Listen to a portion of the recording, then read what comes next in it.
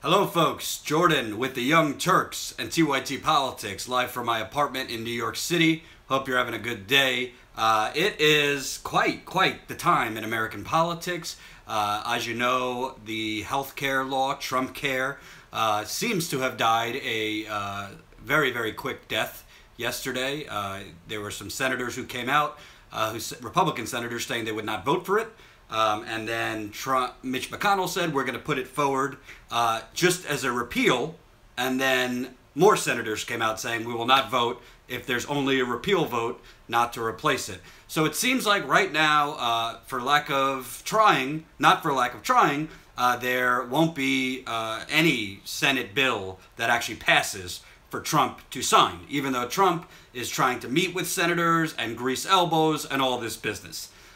Trump met with senators to try and push them even more. He's trying to threaten them. He's trying to make them think they're going to lose their primary or lose their elections next year in 2018 if they do not vote for the Trumpcare version of the bill. But to me, this is the opportunity for progressives to strike, okay? For the longest time, we've been having the argument between eat your broccoli or eat your Brussels sprouts. I would say in my view, the Democrats are your broccoli, Republicans are your Brussels sprouts. We've been having the debate between the lesser of two evils, as we've heard that phrase over and over again during the campaign in 2016 between Hillary Clinton and Donald Trump. Put a gun to my head, do I think Trump is worse on most things than your average corporate Democrat? Yes, I do. However, in America, the reason we have gotten to this point of inequality, the reason we've gotten to this point of money funneling all towards the wealthy is because we've allowed the discussion, we've allowed our politics to become a lesser of two evils competition in every election. And it's always, I always hear, oh, well, you know, that's how politics works. And you got to take your small little change in increments. You have to take, change doesn't happen overnight. I say nonsense. Change can happen quickly, change can happen rapidly, and change can happen for us, the working people, if you have the will and the leadership and you stop cowing to the almighty special interests and almighty dollar. That's the bottom line. So I'm thinking to myself, okay, Trumpcare doesn't seem like it's going to happen unless something dramatic happens, unless something dramatic changes. Does not seem like Trumpcare is going to pass. So why is it now that Democrats are going to sit there and continue saying, well, now we work to work on the Affordable Care Act and improve the Affordable Care Act? Why are they taking that tactic when they can, based on the polling, based on the movement around the country, based on the energy, they can be pushing right now for Medicare for all? Why is that? Is it because they're bought off? Is it because they take money hand over fist from pharmaceutical companies? Is it because they take hand over fist from big banks that don't want Medicare for all? Is it because they take hand over fist from Silicon Valley and big neoliberal donors who, if we got Medicare for all, it would not be beneficial for them? Because the pharmaceutical industry is a lot more than just pharmacies. You got the banks involved. You got neoliberal corporate donors involved.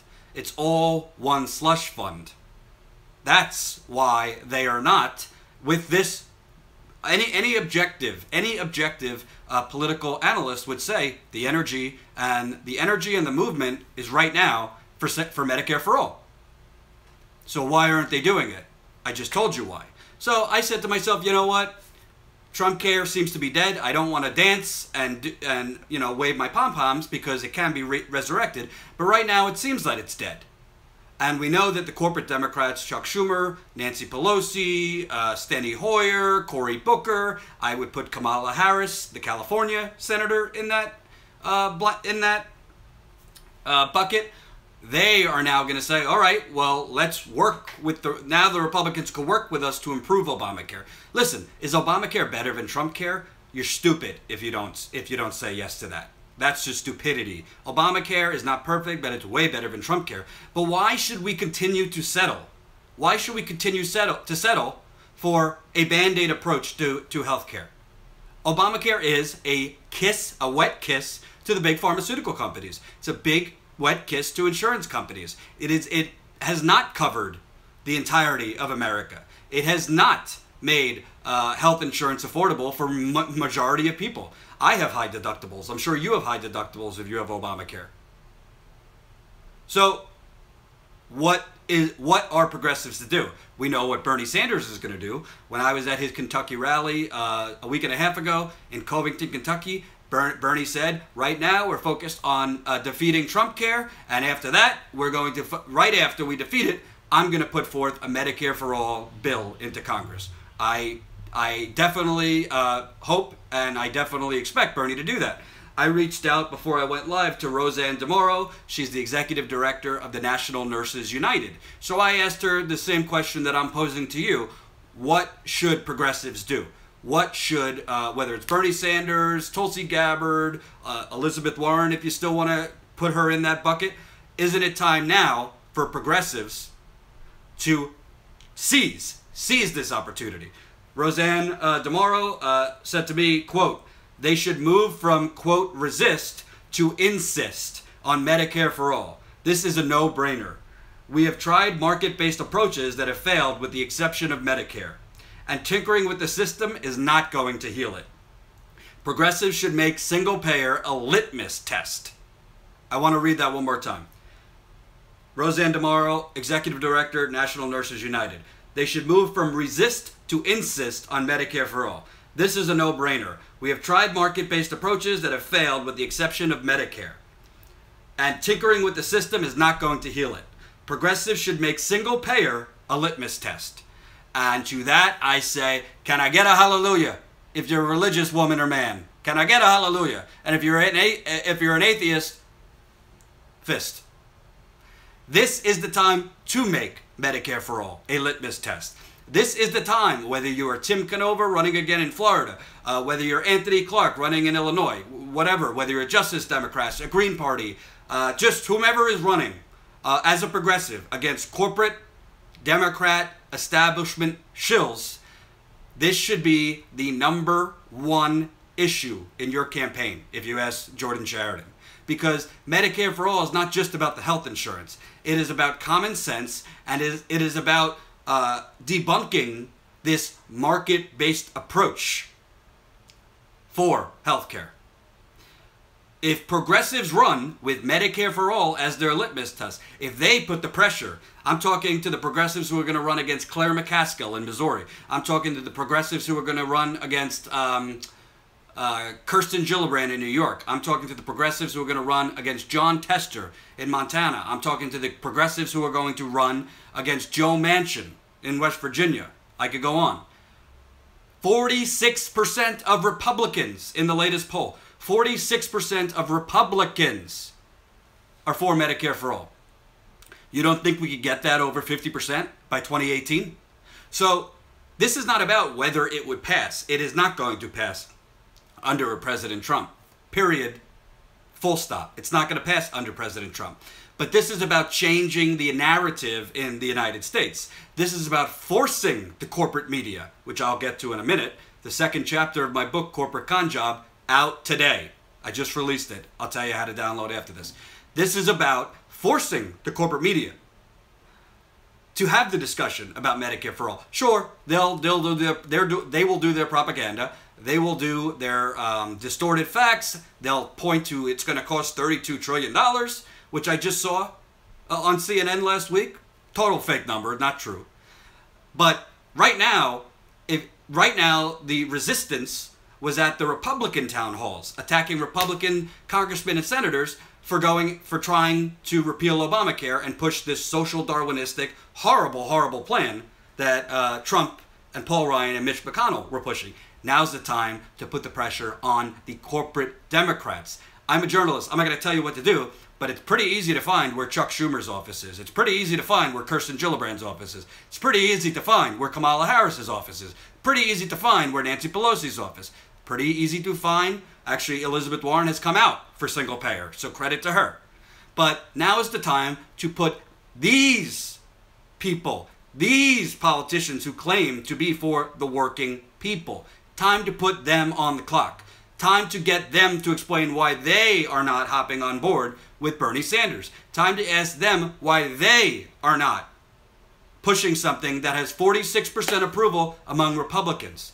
They can't say, oh, it's not practical. It is practical. But you need political will and political leadership. Remember, January 2016, Hillary Clinton in Iowa, I was there covering it, says, why we cannot risk putting forth a candidate like Bernie Sanders who's pushing to pass something that will never come to pass. That's not political leadership. That's business as usual. That's same old politics, and we don't need that anymore. We need political leadership. Why is it if Nancy Pelosi is truly for the working class, is truly for the working people, she's not looking at the poll numbers? She's not looking at the data. She's not looking at the energy. You're seeing Medicare for All movements all over the country. There's a giant march.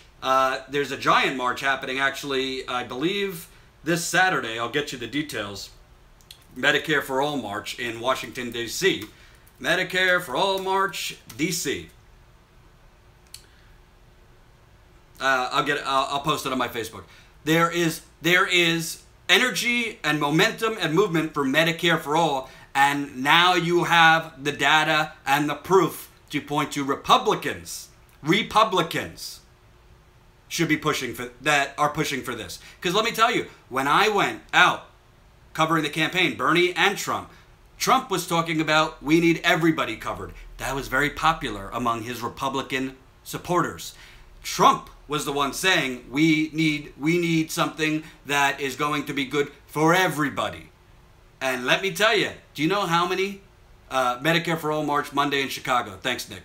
Do you know how many people, how many Trump supporters at rallies said to me, "Oh, when I asked them who would you vote for who would you vote for if not Trump?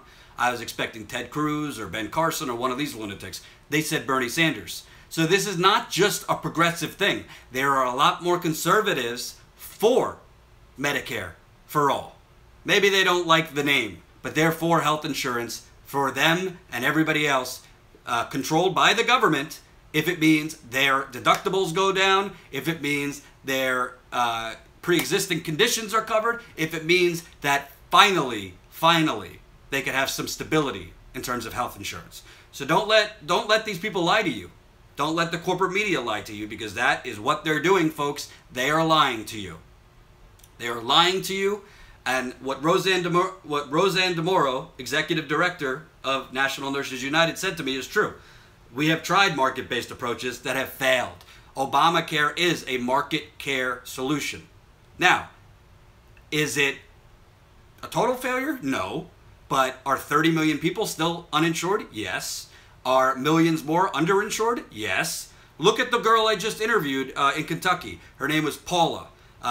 If you watch The Young Turks, fortunately for her, a kind TYT viewer donated $12,000 to pay off her student loan. But she just had a kid, born 7-month premature. She has insurance. It's 80% is covered. Her and her husband owe 20%. They got a bill for close to $10,000 because of their baby born premature and had to stay in the hospital. $10,000. You know how crippling that is on top of $12,000 student loan for a young couple who only the husband is working? Nobody could afford that.